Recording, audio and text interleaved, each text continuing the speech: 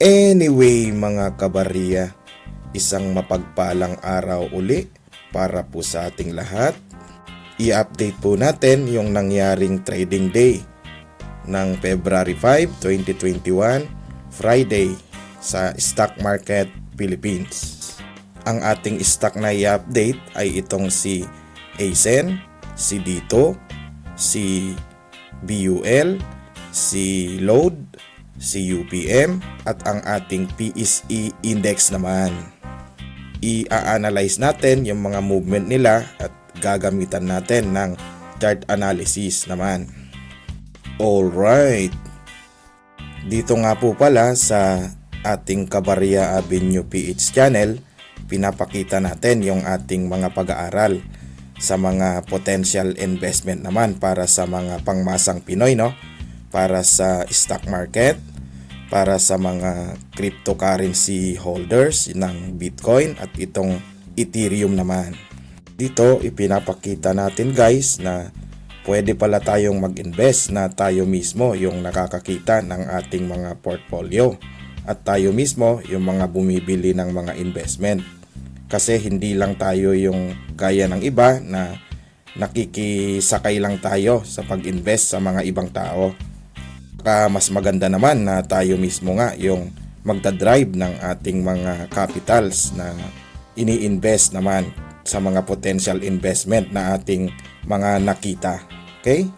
Kaya itinuturo natin at inaaral nating mabuti guys kasi hindi naman biro na ang ating mga capital na hawak, no?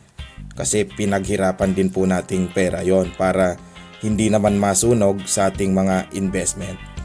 Kaya kung trip mo ng ganitong mga content, pwede mo ring pindutin yung red subscribe button dyan sa baba para ma-update ka pa ng ating mga ina-upload na mga videos. Saka pwede mo ring i-comment down dyan sa baba kung may mga related ka tungkol dito sa ating mga inaaral naman.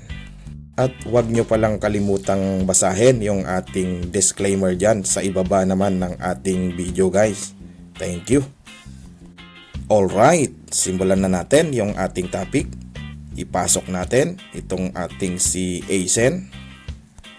Itong si ASEN naman is nag-close kanina ng 7.22 at may gain siya na 0.14% naman.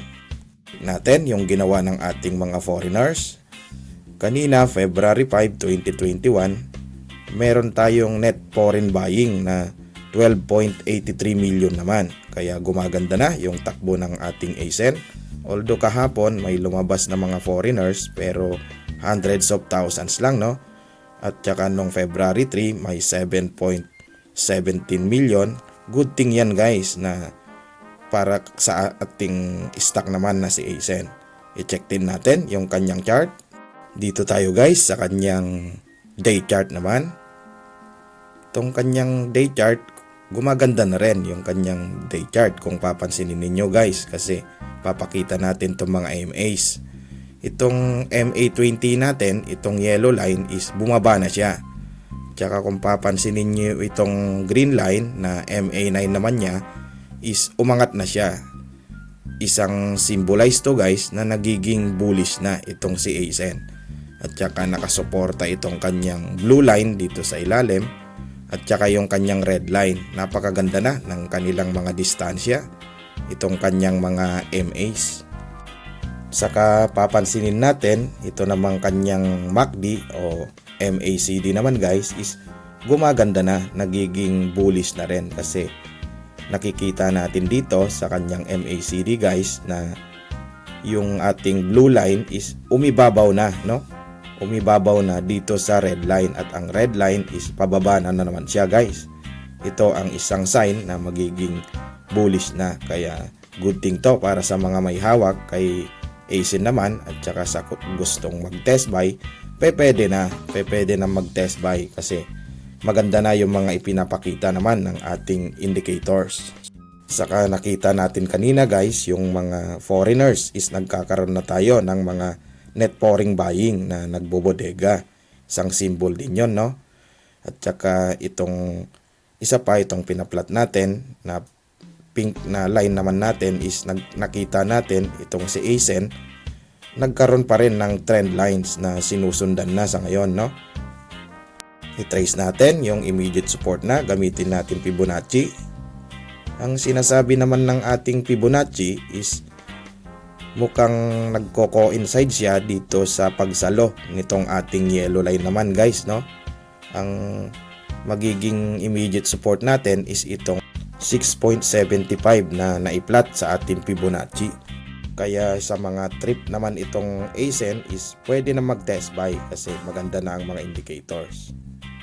Kanina nag-open ng 7.21, nag-low ng 7.06, nag-high ng 7.45 at nag-close ng 7.22 at nagkaroon siya ng gain na 0.14% naman.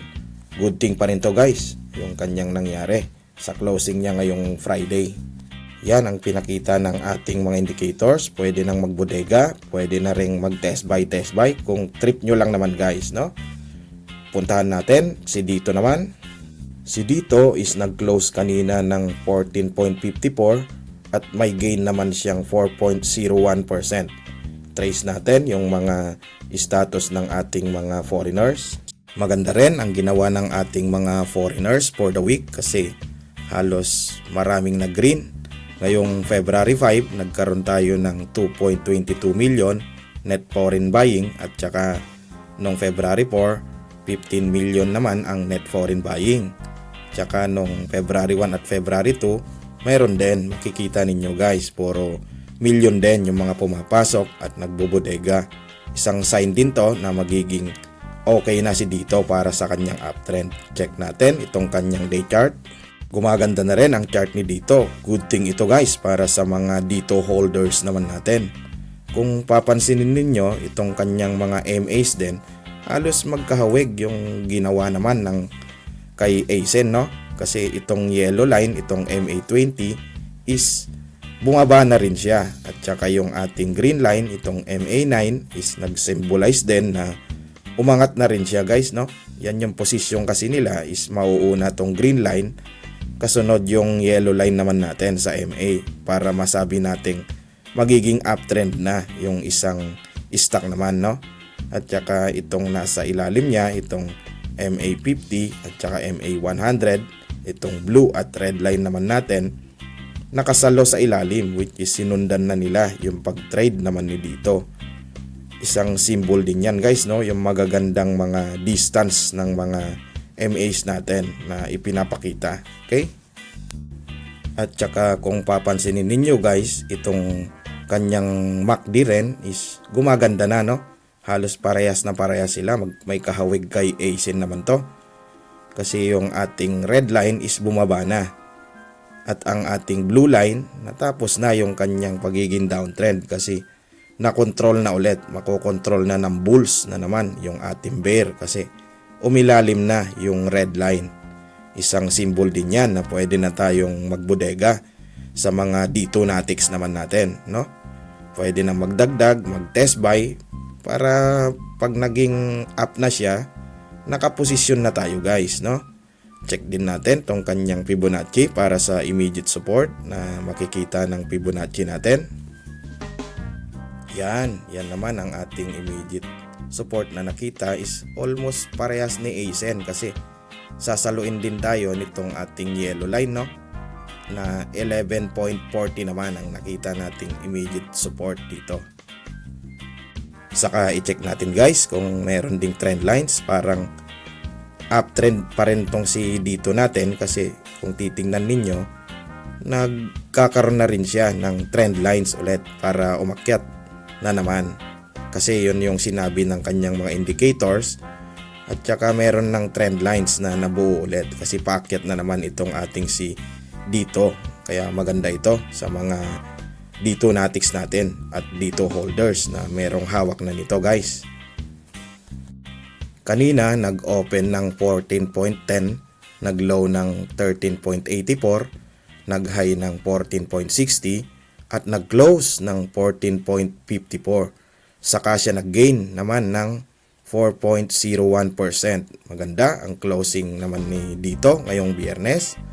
Very good. Sana magtuloy-tuloy yung kanyang mga indicators na to para sa kanyang pag-uptrend, no? Kasi nasa bear market pa rin tayo, baka mahirapan. Pero sa sinasabi ng indicators, medyo okay naman na. Yan naman yung nakita natin kay dito. Punta tayo dito kay BUL. Kanina nag-close siya ng 2.57 at may gain naman na 5.76%.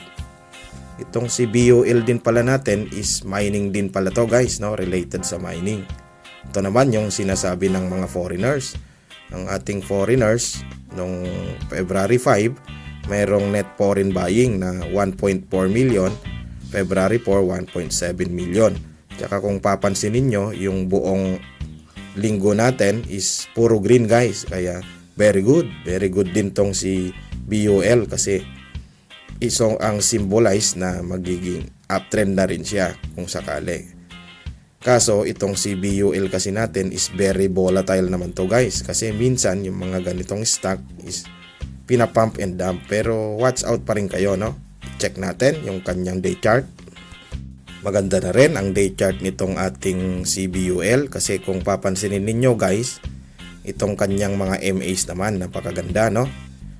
Kasi itong kanyang MA9 is nasa taas na talaga, nakaangat eh. Tsaka sinundan siya nitong ating yellow line, tsaka ng blue line, tsaka itong ating red line naman. Ang mga distansya ng apat na ito is very consistent, no? Napakaganda kasi ang distance nila is halos pare-pareho at tsaka nakaposisyon para saluin talaga itong ating si BUL. Tsaka kung papansinin natin, itong kanyang MACD naman, nung nagkaroon ng mga downtrend yung mga stock natin, is hindi talaga siya pumayag na bumaba dito sa red line. Napakalakas pala ng ating BUL, no? Kasi nung nag-downtrend siya, pababa yung MACD, pero binatak talaga siya pataas at hindi nga siya dumikit man lang dito sa ating red line. Kaya yan yung symbol na bullish yung mga stock natin, no? Saka yung mga volume nito is maganda rin dahil marami. Kaya congrats sa mga merong hawak ng ating mga BUL, sa mga BUL holders. Congrats po. Meron ding nakikita tayong trend lines dito kay BUL, pero medyo parabolic na rin yata guys, no? Kaya watch out din kayo. Iti-trace natin yung kanyang trend lines kung anong itsura. Yan naman yung kanyang nagiging trend lines is medyo binatak talaga siya pataas, pero good thing pa rin naman yan guys, no? Kasi bullish yung pinapakita na ating mga indicators naman. Sa mga may gains nating kasama, mag-set din kayo kung saan kayo magti-take profit dito kay BUL. At saka sa mga kasamahan din nating gustong pumasok, mag-set din kayo kung sakaling medyo bumaba, mag-set kayo ng kung saan kayo magi-exit naman dito guys, no? Mag-set kayo kung saan kayo magi-entry at magi-exit naman dito base sa ipinapakita ng ating mga indicators na naipaplat. Yan, check natin din tong kanyang Fibonacci para sa kanyang immediate support. Ang nakita nating immediate support dito sa kanya is halos itong nasa green line naman na guys, no? Na ang sinabi is itong 1.95 naman natin. Saka yung mauunang support is itong siguro itong kabila, no? Itong isang nasa taas ng ating Fibonacci naman. Plot natin. Ang magiging unang immediate talaga na support natin kung sakali, itong 2.15 naman. Kung hindi kinaya niyan guys, medyo dadamputin ito sa 1.95 kung dumaos-dos pa, kasi very volatile din tong si BUL, no? Kanina nag-open ng 2.52, nag-low ng 2.36 at nag-high ng 2.82. Saka siya nag-close ng 2.57 at may gain ding 5.76 itong si BUL. Maganda yung naging trading for the week nitong ating si BUL. Pero ang naging close candle natin ngayon, papansinin ninyo guys, is nag-close tayo na yung kandila is nagkaroon ng wick sa taas at nagkaroon ng wick naman sa ilalim. Kaya indecision candle tayo, tingnan natin sa Lunes. Pero may trend line naman na susuporta sa kanya kung magti-trade siya dyan, no? Yan muna kay BUL. Puntahan natin itong ating si Lodi naman, si Lodestar. Kanina nag-close siya ng 1.45 at may loss siya na 11.59% naman. Itong si Lodestar natin is ito yung dating si LIHC naman. Ngayon, pinalitan siya ng pangalan is naging Load na o LODE naman na. Check natin yung mga foreigners. Yan naman ang ginawa ng mga foreigners, puro nag-red na. Lumabas na ang ating mga foreigners dito kay Lodestar. Kaya nung sa isang video natin, nagwa-warning tayo dito kasi ito yung mga type ng mga stock. Itong mga penny stock natin is mabilis lumipad, mabilis din bumaba itong mga to kasi minsan nagiging pump and dump pag wala silang makitang mga catalyst naman itong ating mga foreigners. Kaya para sa mga newbies, aralin ninyo kung pinapasok ninyo itong mga penny stock kasi medyo hindi biro, no? Okay, check din natin itong kanyang day chart. Itong si Lodestar, itong kanyang day chart, kung makikita ninyo, okay rin, maganda rin pala itong kanyang mga MAs. Kasi yung MA niya, itong green, itong yellow, at itong blue, saka yung red is okay rin yung mga distansya. Ang medyo nakita lang natin guys, itong green line is medyo may distansya doon sa kandila. Kaya hindi siya nakapatong doon sa kandila. Kaya hahabulin naman nitong ating mga MAs yung pagtahak ng kanyang mga kandila, no? At saka titignan ninyo itong sinabi ng kanyang MACD is okay pa rin kasi yung ating red line is nasa ilalim pa at ang ating blue line nasa itaas din, no? Kaso nagko-curve yung ating blue line kasi isang sign din siguro to guys na magko-consolidate naman itong ating Lodestar dahil medyo malayo yung MA9 na line niya dun sa candle. Kailangan medyo umabot muna guys, no? Yung kandilang yon. Tsaka itong binibilugan nating candles na ito, itong red line nung isang mga araw is February 1 na kandila, hindi naging maganda kasi merong wick doon sa taas ng kandila na napakahaba naman guys. Sana magtuloy yung uptrend nito kasi baka may mga nakabiling kasama natin doon sa wick ng candle, medyo nag-down siya. Pero i-trace muna natin yung kanyang magiging support naman kung sakali. Ito ang sinabi ng ating Fibonacci, ang magiging support natin dito is nasa 1.37 naman guys. Mukhang magko-consolidate nga muna itong si Load naman.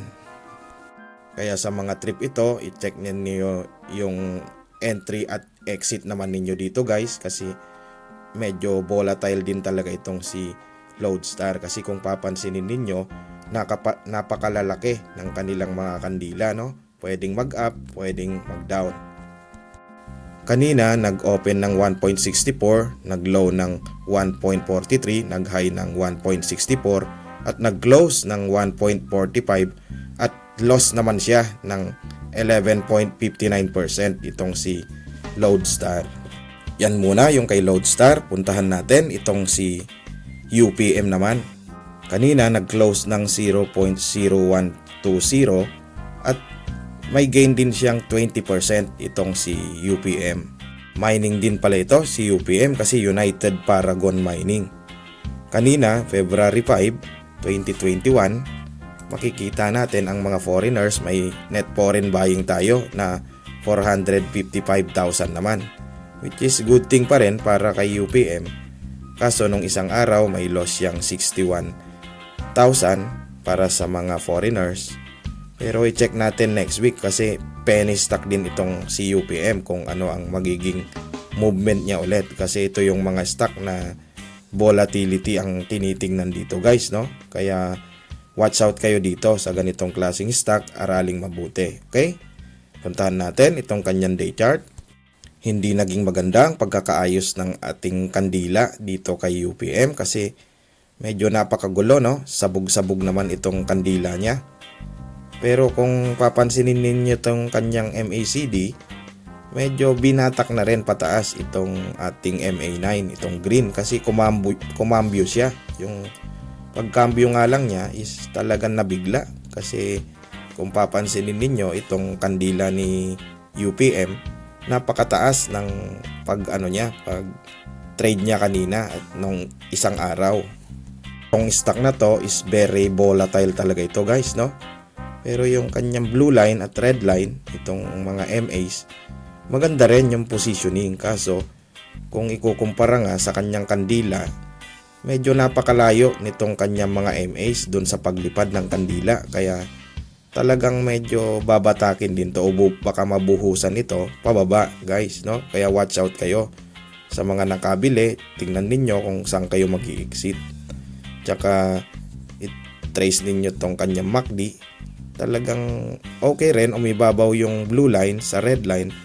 Ang magiging hindi lang maganda dito, guys, is batak na batak siya pataas. Kumbaga parabolic yung kanyang MACD, no?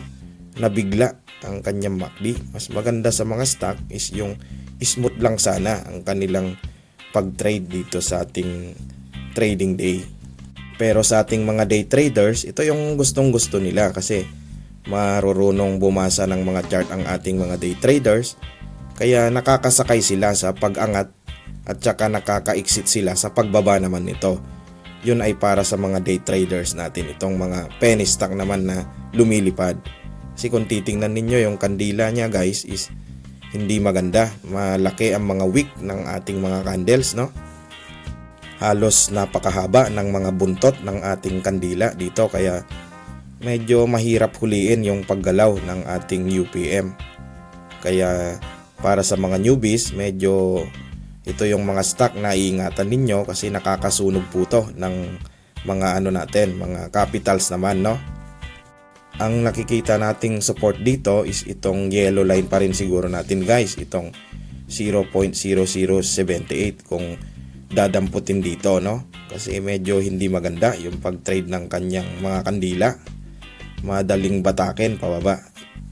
Saka kung titingnan ninyo itong isa pa niyang kandila na itong red line na mataas, medyo sa paglipad niya itong kanyang red line is meron ding buntot sa taas. Ito yung nagiging ugali naman ng ating UPM sa pagtitrade ng kanyang day chart. Para sa akin, medyo hindi convincing yung na mabantayan yung pagiging trade nito sa daily, no? Pero kanina lumipad ito ng halos 20% naman yung gains, kaya congrats para sa mga kasama nating mga day trader na nakasalo at nakapag take profit na kanina dito. At saka sa mga nakabili naman dun sa itaas ng ating kandila, medyo watch out din kayo, guys, kung i-check nyo yung mga indicators natin kung saan kayo mag-i-exit, no? Check natin yung trading chart naman nitong si UPM. Kung titingnan ninyo itong mga trading chart niya, talagang nagiging ugali niya itong nagkakaroon ng mga kandila na may buntot, no? Kasi medyo pinapump and dump talaga itong si UPM natin, dahil magaan yung market capital nito. Kung walang mapuntahan yung ating mga foreigners, medyo madaling ipump itong si UPM kasi magaan ang market cap. Tingnan ninyo, meron ulit nagpump doon sa mga naging trading chart niya noong araw, no? Nung mga nakaraang buwan o taon. Tsaka pag pinump siya, nakakakita tayo, guys, ng pagbaba agad. At tsaka kung na-meet niya yung pinaka wick ng candle sa taas, yun yung nagiging sign para maging downtrend na siya agad, guys, no? Yan, kaya watch out kayo sa nagiging ugali nito, kasi talagang yun talaga ang ipinapakita ng ating mga charting naman dito kay UPM. Very volatile talaga itong mga pagtitrade ng ating UPM, no? Bagay na bagay ito sa ating mga expert na mga day trader naman, kasi kung nakakasalo sila sa ilalim at biglang nagpump, nakakapag-take profit agad sila. Yun naman ang magiging style nitong kay UPM. Kaya sa mga mga newbies, watch out kayo sa ganitong klase ng stock, kasi ang iniiwasan natin is yung masunog yung ating capitals para makapag-trade pa tayo dito sa stock market, lalo na nasa bear market tayo ngayon. pag pinump ito, pwedeng bukas idadump. Ganon ang mga style na mga penny stock naman natin. Kanina si OPM nag-open ng 0.0130, nag-low ng 0.0110, nag-high ng 0.0140 at nag-close ng 0.0120 naman at may gain siyang 20%.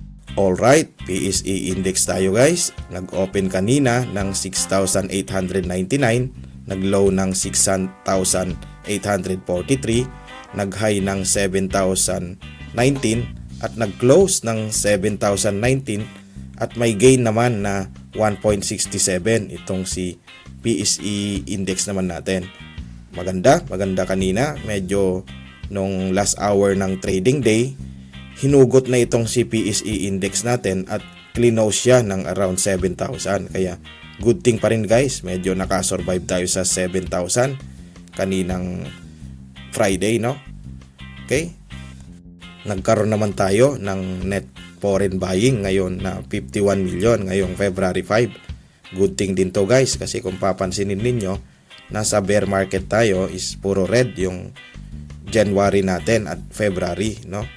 Yung January natin, meron lang tayong 3 green sa mga foreigners. At saka itong February natin, nag-start tayo for the week. Okay naman kasi nag-close tayo ngayong February 5 ng 51 million. Good thing pa rin yan kasi nasa bear market pero nakakuha na tayo agad ng green para medyo ma-maintain lang natin yung ating mga chart dito sa PSE index naman at hindi masyadong maapektuhan yung ating mga stock na hawak para dumausdos naman pababa. Sana madagdagan pa yung mga green natin next week dito sa PSE index naman. Okay, i-check natin itong kanyang chart sa day chart. Ito pa rin ang nakita nating support, itong 6,687 kasi nandito yung gap dito sa kabila, no? At saka itong ating MA100, dito tayo sinalo nitong ating red line naman. Pero kung papansinin ninyo guys, hindi pa rin maganda ang sentiment ng ating PSE index kasi nga nasa bear market tayo habang meron pa tayong mga pandemic na under pandemic pa rin tayo at itong COVID-19 is hindi pa nasosolve talaga. Kasi kung titingnan ninyo itong ating mga MAs, hindi maganda yung kanilang pag-trade naman dito sa PSE index dahil itong yellow line at itong green line nasa ilalim nitong ating blue line naman. Kaya downtrend pa rin ang tingin natin dito sa ating PSE index. At itong PSE index kasi natin medyo malaking epekto to para sa ating mga stock. Kung titingnan din ninyo ang kanyang MACD, downtrend pa rin pero medyo nagka-curve ang maganda. Medyo pinapa-curve na itong blue line doon sa red line, is itinututok siya. Ibig sabihin, mapiprevent din niya yung pag-downtrend nito. Okay lang sana na mag-sideways channel naman ito para ma-maintain niya yung level ng 7,000 na. Kasi nakita natin kanina sa net foreign status na maraming lumalabas pang mga foreigners naman. Okay? Puntahan na natin itong ating trading day kanina na nangyari. Ito naman yung naging trading day kanina. Itong si Dito nag-gain ng 4%. Itong si ASEN 0.14%. Si PHA 0.80%. Si Converge down ng 0.92%. Si APL down ng 2.87%. At si BUL up ng 5.76% naman. Yan yung mga nasa actives natin kanina na mga stock sa pagtitrade niya ngayong February 5, 2021 naman. Yan yung naitala ng ating stock market. Ito naman yung mga pinaka-gainers of the day. Pinakamataas si UPM, may gain siyang 20%. Tsaka si IPM 15%. Itong si APBI 11%. At ang pinakahulit si ZHI naman na 8% na. Yan naman yung mga nasa gainers kanina na humilera. Ito naman yung mga losers of the day naman natin. Nanguna si Load na merong down siya ng negative 11.59%. At itong mga kasama niya, si IPO 9%, si RAK 3.97%, at saka ito pa yung mga iba na nagkaroon naman ng losers of the day na naitala. Yan naman guys, yung para sa mga losers. Dito naman makikita ninyo yung aking nasa watchlist. Halos marami nag-green kanina na mga stock naman natin guys na dito sa PSE natin, dahil kanina diniscuss nga natin yung PSE natin is hinugot siya kasi yung ating PSE index kanina is ibinalik siya ng 7,000 level, kaya naging good thing ito para sa ating mga stock at saka sa mga blue chips. Kung papansinin ninyo guys, maraming nag-green kanina, kaya maganda kung mamimaintain niya yung 7,000 level yung ating index para hindi naman dumaos-dos itong ating mga stock, kasi medyo yan yung tinitingnan ng ating mga foreigners, yung ating PSE index.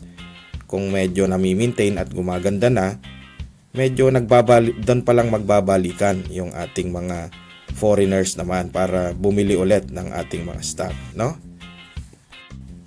Okay, yan muna yung ating naging review for the day ngayon guys. Huwag niyong kalimutang i-click yung red subscribe button sa baba at saka yung ating like para sa ating mga kasunod na updates naman dito guys sa ating pag-aaral ng ating mga investment. Alright, trade wisely and smart, and God bless. See you sa next video.